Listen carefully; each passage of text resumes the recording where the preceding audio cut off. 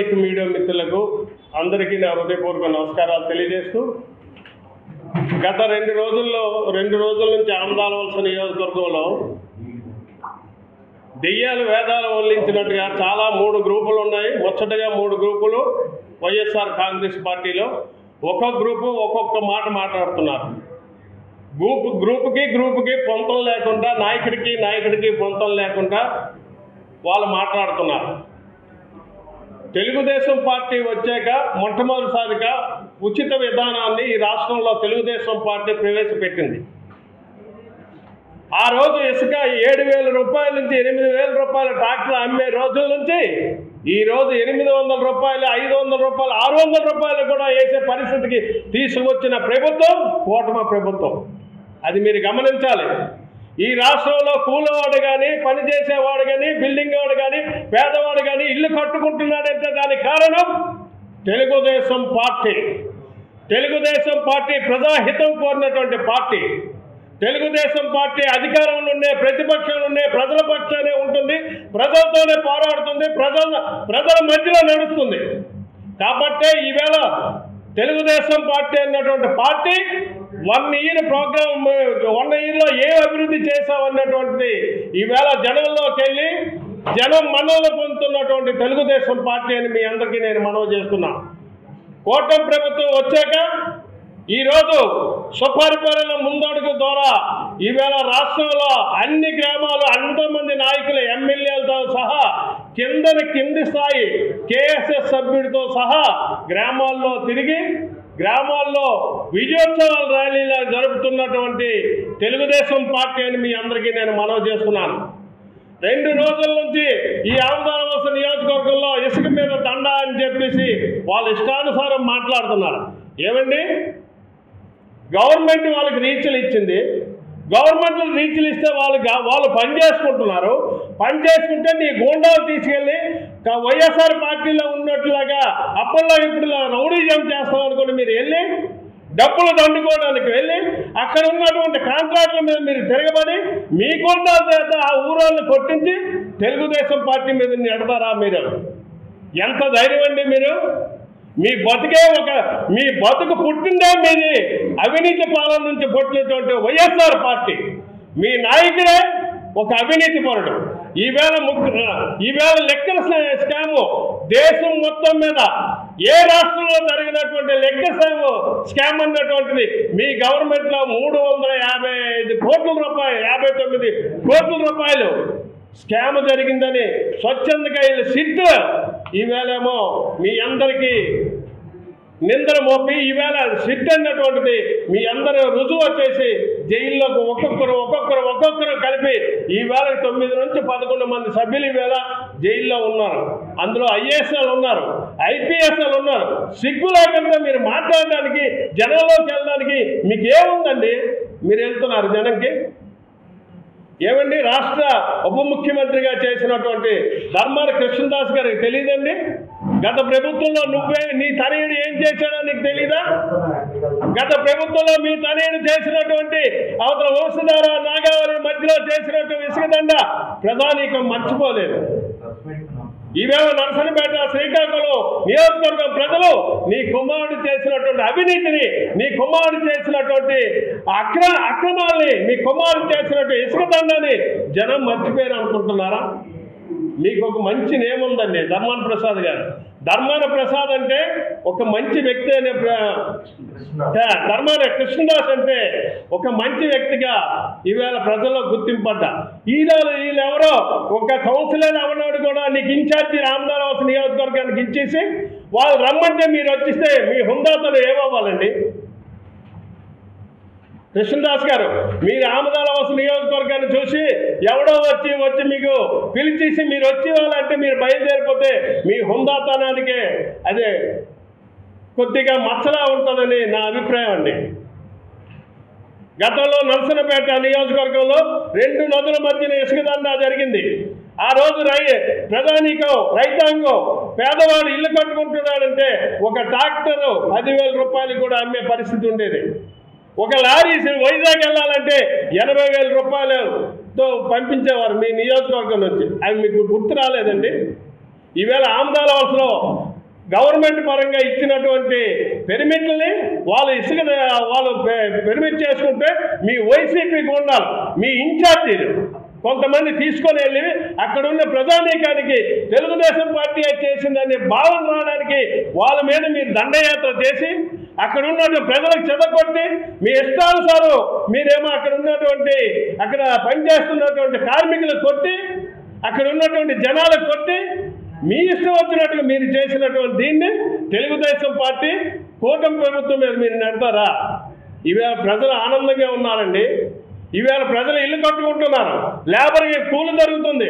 ఇక్కడ పనిచేసినటువంటి ఈ చుట్టుపక్కల పనిచేసినటువంటి లేబర్కి హుందాగా ఈవేళ బతికే పరిస్థితి ఈవేళ తెలుగుదేశం పార్టీ అలాగే కూటమి ప్రభుత్వం కల్పించిందని మీ అందరికీ నేను మనవి చేస్తున్నాను. గతంలో వైసీపీ పాపంలో మీకు తెలియదా ఈ నియోజకవర్గానికి ఇసుక ఎక్కడి నుంచి వచ్చేది? ఈ నియోజకవర్గాన్ని ఎంతమంది దౌర్జన్యం చేసి తీసుకున్నారు? నిన్న కాక మొన్న ఈ ఇన్ఛార్జి సింగూరు ర్యాంపుకి వెళ్తే అక్కడున్న జనం అక్కడున్న ప్రజలు నీ మీద తిరగబడలేదా? ఎందుకు? నువ్వు దండాకి వెళ్ళావు, నువ్వు దండా చేసుకుని బతుకు. గతంలో పురుషోత్తపురం రేవులకి వెళ్ళి మీరు దండా చేసి డబ్బులు తీసుకోలేదా? గత వైసీపీ ప్రభుత్వంలో లారీ ఆపేసి కలెక్షన్ చేయలేదా? ఇవన్నీ మీరు మర్చిపోయారా? జనం మర్చిపోయారా? సిగ్గుండాలండి. మీకు 11 సీట్లు ఇచ్చి అంటే సిగ్గుండాలి. ఈవేళ నాయకుడు చెప్తున్న లెక్కర్ స్కామ్ మీద మీరు అందరూ రిజైన్ చేసేది, ఎమ్మెల్యేలు అందరూ నాకు బలం వస్తుందని చెప్తున్నాడు. ప్రజాస్వామ్యంలో రిజైన్ చేస్తే బలం రాదు. ప్రజాస్వామ్యంలో ఎత్తి చూపి ప్రభుత్వం చేస్తున్నటువంటి ఎక్కడైనా కొన్ని పనులు బాగలేకపోతే మీరు ఎత్తి చూపే పరిస్థితిలో ఉండాలి తప్ప కానీ ఇలాగ దౌర్జన్యాలు, దోపిడీలు, దారి దోపిడీలు చేసే బతకాలని మీరు ప్రయత్నం చేస్తే మరి వైసీపీ ప్రభుత్వం, ఈ వైసీపీ పార్టీ రేపు రానున్న రోజుల్లో ఇంకా కనుమరుగైపోద్ది. రాష్ట్రంలో ఉన్న నాయకుడు, వైసీపీలో పనిచేసినటువంటి నాయకుడు ఎవడు కూడా దండాలు చేసి విపరీతంగా తిట్టినటువంటి ప్రజలకు నిందించి భయపెట్టి దౌర్జన్యాలు చేసి భూ ఆక్రమణలు చేసినటువంటి నాయకుడు ఎవడు కూడా ఈవేళ బతికి బట్టగట్టే పరిస్థితి లేదు. మీరు గమనించండి. గతంలో బోనమ్మకి విమర్శించే నాయకులు ఇవాళ ఏమయ్యారు? వాడి గుండెకి బెల్ట్ కట్టుకున్నాం, వాడి తల పూర్తిగా మార్చిపోయి వాడెవడో దీంట్లోకి అయిపోయాడు. ఈ రాష్ట్రంలో ఉన్నటువంటి మిగతా నాయకులు కూడా ఈవేళ నిన్న కాక మొన్న మిథున్ రెడ్డి ఈవేళ దోషిగా నిర్ణయం చేసి జైల్లో పెట్టింది. రేపు ఏటుగా ఉన్న జగన్మోహన్ రెడ్డి కూడా నువ్వు కూడా రెడీగా ఉండాలి. రేపు నువ్వు కూడా వెళ్ళడానికి రెడీగా ఉండాలి. ఖచ్చితంగా ఈ రాష్ట్రంలో గత ప్రభుత్వంలో ఎవడైతే అవినీతి విచ్చలవిడితనం, దౌర్జన్యం, దోపిడీలు చేసే ప్రజానీకానికి ఇబ్బంది పెట్టాడో ఏ నాయకుడు కూడా చట్టం ఉందని పని అది చేసుకొని వెళ్తాదని మీ అందరికీ నేను మనవి చేస్తున్నాను. ప్రజలు ఈవేళ ప్రభుత్వం ఏం చేసిందని కాదు, ప్రజలు స్వచ్ఛందంగా హ్యాపీగా బతుకుతున్నారు. గత సంవత్సర కాలంలో హ్యాపీగా నిద్రపోతున్నారు. జనం హ్యాపీగా బతకడానికి సరిపడే వనరులను సృష్టించా. గత ప్రభుత్వంలో ఎవడు ఎప్పుడు జైలుకి వెళ్ళిపోతాడో, ఎవడు ఎప్పుడు ఎవరిని ఇల్లు తలుపు కొడతాడో, ఏ రౌడీ వస్తాడో, ఏ రౌడీ వచ్చి ఏం చేస్తాడని భయంతో బతికిన రోజుల నుంచి ఈవేళ హ్యాపీగా హుందాగా బతికిన రోజులకి కూటమి ప్రభుత్వం తీసుకొచ్చిందని మీ అందరికీ నేను మనవి చేస్తున్నాను.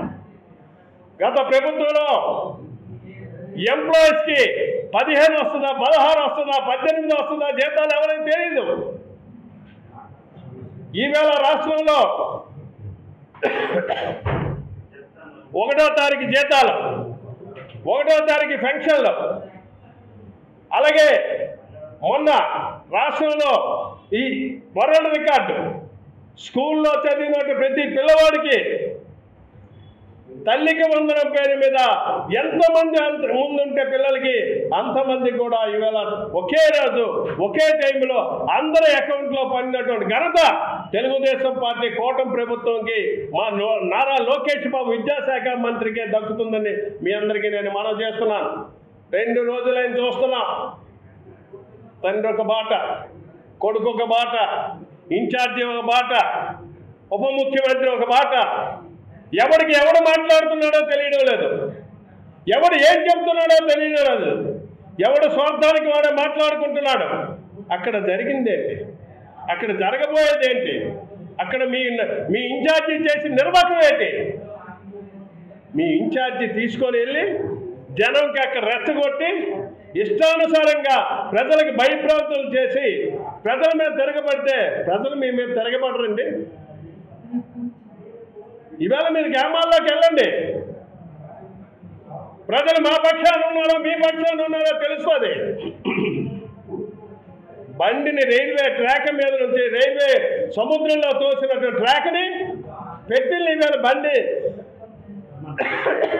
పట్టాలు ఎక్కించి నడిపిస్తుంటే మీరు తెలుగుదేశం అలాగే ఉమ్మడి కూటమి ప్రభుత్వం మీద మీరేమో అవినీతి ఆరోపణలు చేస్తారా? ఎక్కడ ఉందండి మీకు? కూటమి ప్రభుత్వం మీద మీరు అవినీతి ఆరోపణలు చేయడానికి మీకు ఎంత ధైర్యం అండి?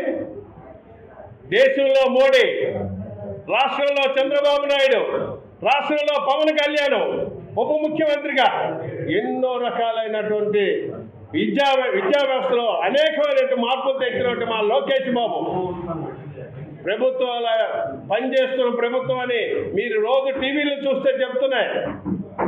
ఇవాళ రిటైర్ అయిపోయిన ఎంప్లాయీకి అడగండి, 1వ తారీఖు వచ్చేసరికి వాళ్ళ పాస్బుక్ల్లో డబ్బులు పడుతున్నాయి.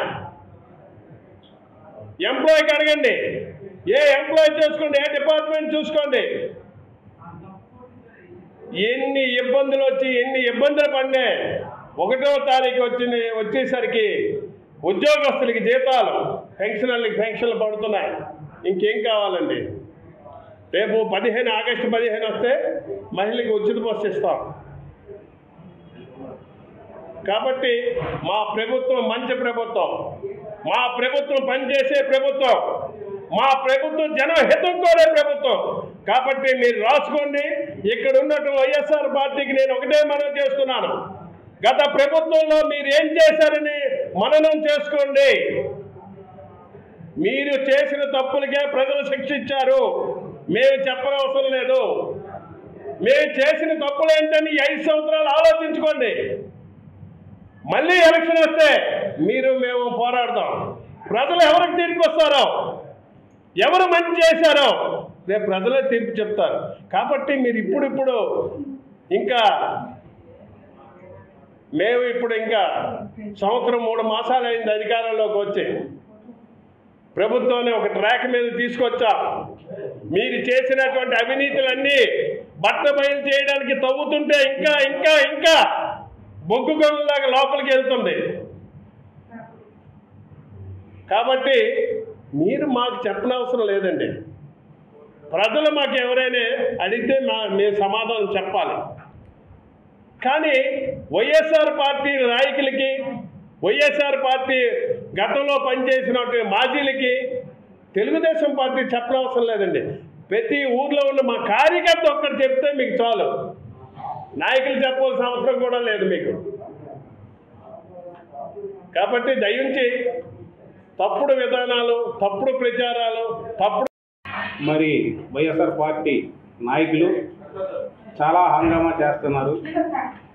వాళ్ళకి ఉన్నదంతా వాళ్ళ తాలూకా నైజం వాళ్ళ ఆది నాయకుల దగ్గర నుండి ఇక్కడ గ్రామ స్థాయిలో ఉన్నటువంటి లీడర్స్ వరకు కూడా లేనిది ఉన్నట్టుగాను, ఉన్నది లేనట్టుగాను చూపెట్టడమే వాళ్ళ తాలూకా ఇది.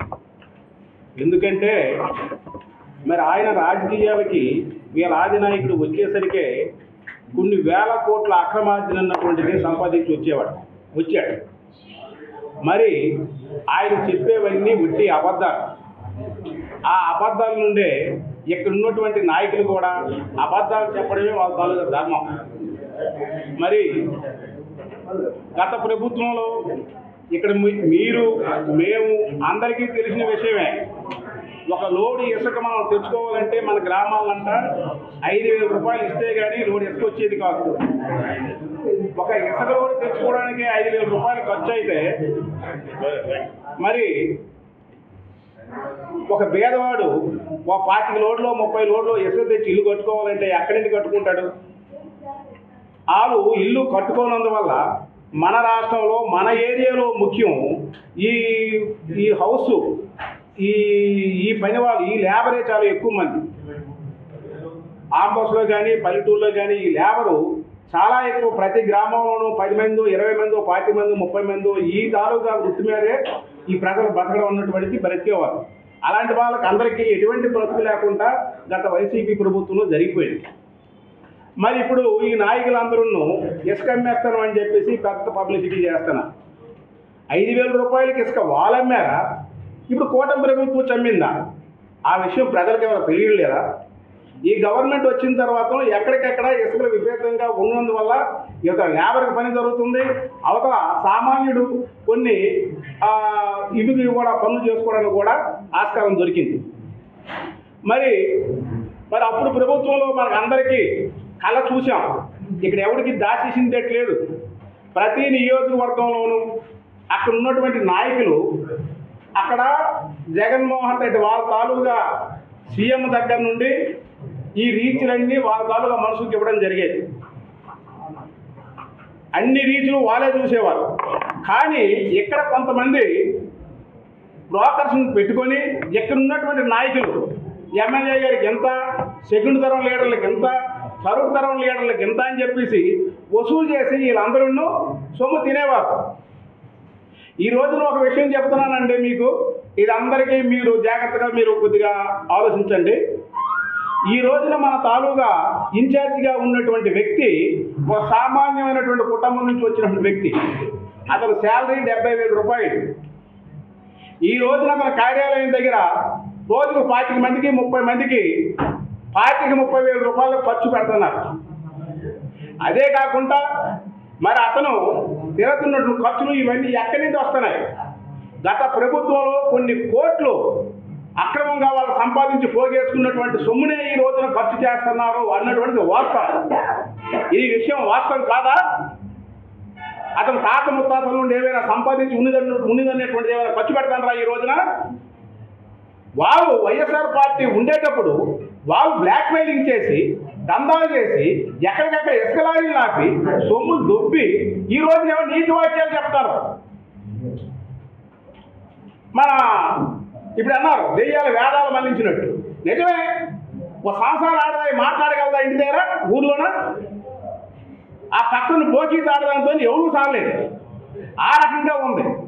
కోన రవికుమార్ ఈ నియోజకవర్గమే కాదు దేశం మొత్తం మీద నిజాయితీ కలిగినటువంటి నాయకుడు అన్నటువంటిది ప్రతి ఒక్కరికి తెలిసినటువంటి విషయం. అతను పరిపాలించినటువంటి ఇప్పుడు ఈ వచ్చినటువంటి సంవత్సరం కాలంలో మేము ఈ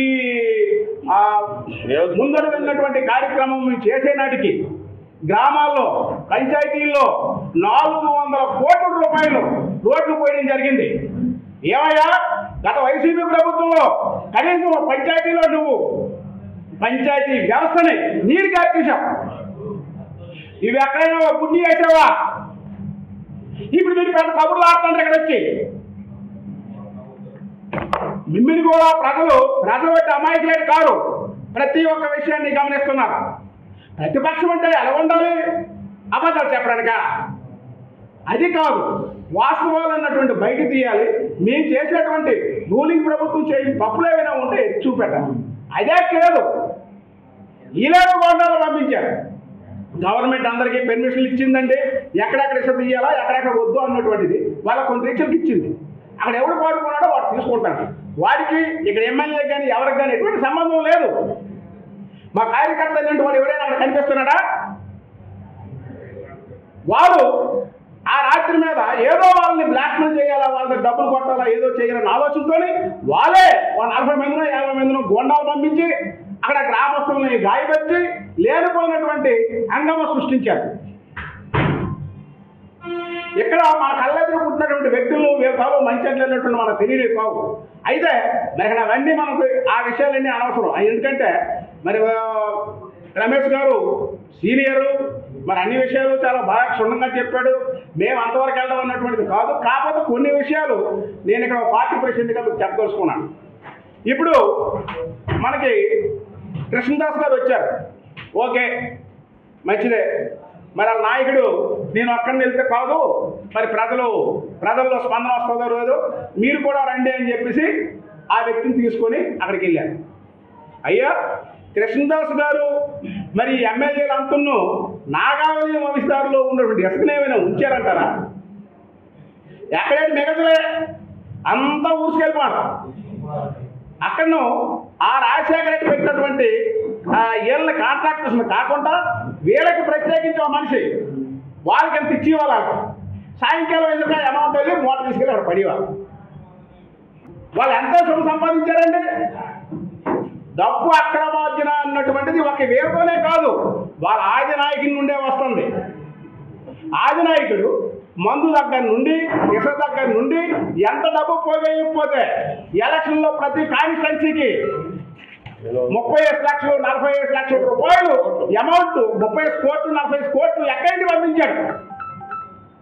ఇదంతా అక్రమార్జన కాదా? ఈ పంపించిన డబ్బులు లేవు దర్జాగా ఇలాంటి దాచుకొని ప్రజలకు ఇచ్చిస్తే ప్రజలు తినేస్తారని చెప్పేసి వీళ్ళేదో తూతూ మంత్రంగా కాలం గడిపేశారు. ఈ రోజులో పెద్ద పెద్ద స్కార్పియో కార్లు ఇవన్నీ ఎక్కడి నుండి వచ్చాయి? వీళ్ళ దగ్గర ఉన్న డబ్బులతోనా? వీళ్ళ స్థాయి అంత స్థాయా? 35 ఎకరాలు రైతు నేను ఒక బొత్తికి బయటతో తిరుగుతాను. వీళ్ళకు ఉన్నటువంటి స్థాయి అంటే ఏ స్థాయిలో తిరుగుతున్నారు? ప్రజలు ఎన్నాళ్ళు మోసం చేస్తారు మీరు. రాజకీయాల పేరు చెప్పి లేనిపోయిన అబద్ధాలు చెప్పి లేనిపోయినవి చెప్పి సక్రమంగా పరిపాలిస్తున్నటువంటి ప్రభుత్వాన్ని ఇలా ఈ రకమైనటువంటి ఇచ్చేయడం అన్నటువంటిది తగదు. చదువుకున్నాము పట్టాల పక్కన పేర్చుకోవడం తప్పించి కానీ వీళ్ళు ప్రజలకు చేసిందే ఉందయ్యా. వీళ్ళు నాయకులు. ఇది మరి ఈ రకమైనటువంటి దీంతో ఉన్నారు. వాళ్ళు చెప్పినవన్నీ వాస్తవాలు కావు. వాళ్ళు ప్రభుత్వాన్ని ఇక్కడ ఉన్నటువంటి నాయకత్వాన్ని అబాస్పాలు చేయడానికి వాళ్ళు ఏవో ఊహలు కుట్రలు పనుకుంటున్నారు. కానీ వాళ్ళ కుట్ర వల్ల ఇక్కడ జరిగిందేట్లేదు. మా ప్రభుత్వానికి అయితే డోకా లేదు. మా ఎమ్మెల్యేకి 100% 100% ఏ ఒక్కరు కూడా ఏం చూపెట్టిన వ్యక్తి కాదు. ఆ విషయాన్ని సభాముఖంగా పత్రికాముఖంగా మీకు అందరికి తెలియజేసుకుంటూ మరి నాకు ఈ అవకాశం ఇచ్చిన ప్రజలందరికీ ధన్యవాదాలు. తెలుగులో ఫాస్టెస్ట్ న్యూస్ ఇప్పుడు కొత్త అవతారంలో 5 సెకండ్లోనే పూర్తి వార్తా సమాచారం మీ చేతిలో. సోషల్ మీడియా ట్రెండ్స్ మీ కళ్ళ ముందుకే live TV and voice search ఆప్షన్స్తో ఇప్పుడే డౌన్లోడ్ చేయండి. యాప్ లింక్ డిస్క్రిప్షన్లో ఉంది.